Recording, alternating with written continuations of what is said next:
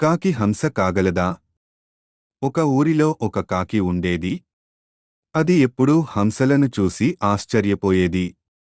ఆ తెల్లటి బంగారు రెక్కలనే చూసి ఆశపడేది.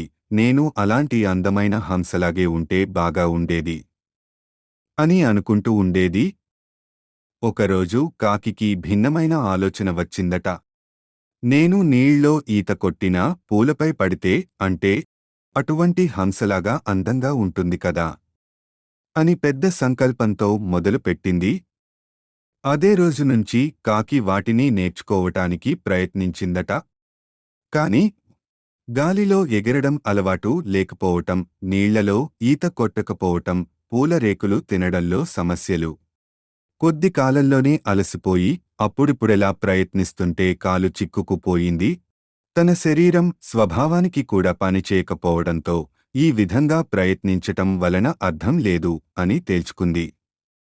మరి చివరికి హంసలని చూసి అసూయపు భావన మానేసి తన స్వభావాన్ని అంగీకరించింది.